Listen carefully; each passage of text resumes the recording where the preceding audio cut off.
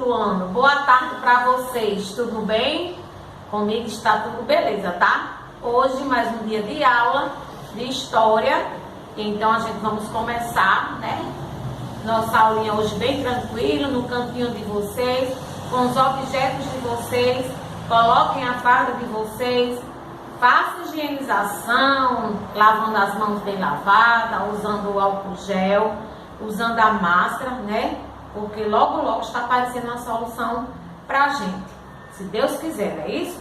E aí, estão estudando, fazendo avaliação avaliativa de história? Pois é, lembrar de que quando vocês terminarem, colocar dentro do envelope para a próxima semana fazer a troca de prova, né? Que já deu tudo certo. E na próxima aula, na quinta-feira, eu irei passar o trabalho de vocês, viu? Fiquem atentos a assistir às aulas para que vocês não fiquem perdidos, certo?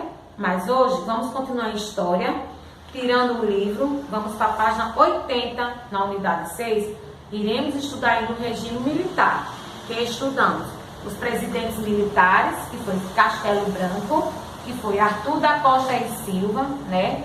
Veio uma atividade, depois estudamos também Emílio Garrastazu Médici, também estudamos Ernesto também, João Batista Figueiredo, certo?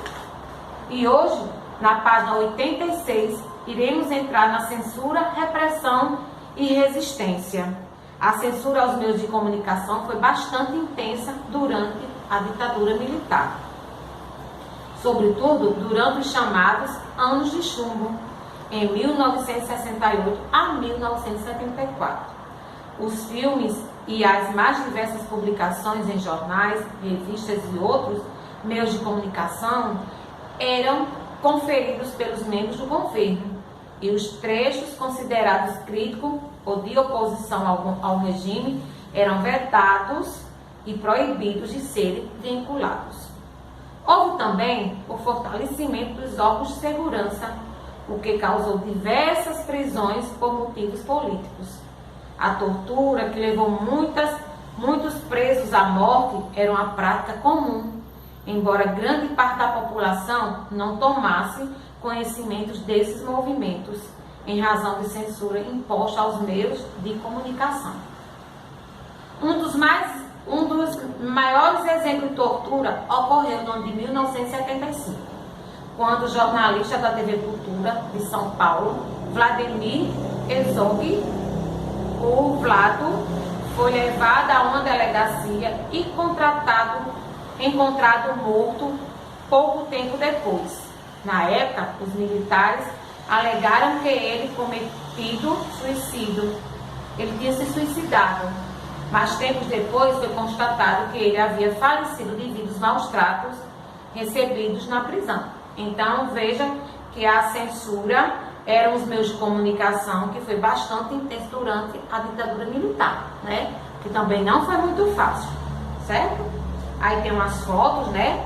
Os textos considerados inadequados pelos censores eram imediatamente proibidos para serem vinculados, certo? Aí depois também as cerimônias de sepultamentos de jornalista de Vladimir no cemitério israelita, no ano de 1975, foi quando houve o enterro dele, né? Que ele foi levado a uma delegacia e foi torturado. E eles queriam alegar que ele tinha se suicidado, o que não foi. Na página 87, vai ter a resistência à ditadura. Foi algo constante e motivou diversas manifestações, desta passeatas até pinhações e publicações de jornais clandestinos. Em 1968, ocorreram várias manifestações contrárias ao governo em diversas partes do Brasil, com destaque para uma passeata organizada pelo movimento estudantil. Em 26 de julho, a passeata com mais de 100 mil pessoas no Rio de Janeiro, que foi o maior movimento na resistência da ditadura. A passeata contou com a participação de artistas, estudantes, professores e outras parcelas da população que exigiam o retorno da democracia e o fim da violência policial. Logo em seguida, manifestações contra o governo foram proibidas em todo o território nacional. Os estudantes, muitos artistas das diversas áreas resistiram à censura imposta na época, procurando demonstrar sua insatisfação com o regime militar por meio de músicas, textos literários, e com o passar do tempo, mais tarde, eles tornaram símbolo da censura da resistência pela democracia. Os cantores Caetano Veloso, Gilberto Gil, chegaram a ser presos em dezembro de 1968 por causa de seu posicionamento político contrário ao regime, porque eles foram contra, a resistência da ditadura. Porém, a acusação era de que eles haviam desrespeitado o hino nacional e a bandeira nacional. No ano seguinte, os dois foram exilados e puderam voltar ao Brasil de forma definitiva no ano de 1972. E eles também não podiam frequentar a nenhum outro país fora do Brasil, por causa dos movimentos que eles fizeram. Certo? Outro grupo muito atuante na luta contra a ditadura militar foram os operários.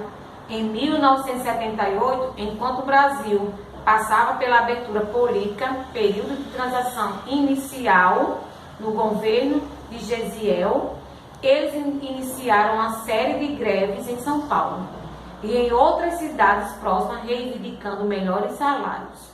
A figura de maior destaque nesse movimento foi a metalúrgica. Luiz Inácio da Lula, conhecido como Lula, devido à sua atuação política, Lula também chegou a ser preso durante 31 dias após participar de uma greve em 1980. Quando chega no movimento metalúrgico, quem criou o movimento foi Lula, Foi ele que criou toda a movimentação,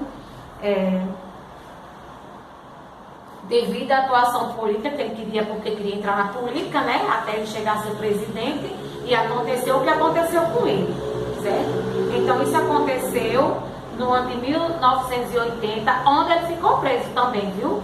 Ele ficou preso 31 dias, após participar dessa greve. Depois vai ter Brincando Historiador, vocês vão fazer isso no caderno de vocês.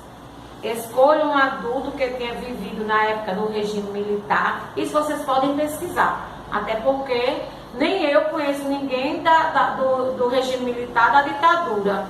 Eu, pelo menos como professora, só conheço assim, de pesquisa. Mas de conhecer mesmo, eu não conheço. Então vocês façam uma pesquisa de um profissional do tempo do regime militar e da ditadura. E aí vocês respondem as questões. Certo? Na página 89 vai ter uma atividade. E aí vocês vão escrever o significado para cada expressão abaixo. Anos de chumbo, milagre econômico e atos institucional. Leia as frases a seguir, classifique-as com V, quem for verdadeiras, e F, quem forem falsas. E aí vocês vão colocar. Na 3, vocês vão reescrever as frases classificando como falsa na atividade anterior, corrigindo. O que é falsa, vocês vão colocar ela correta, certo? Realizem as atividades e até a próxima aula.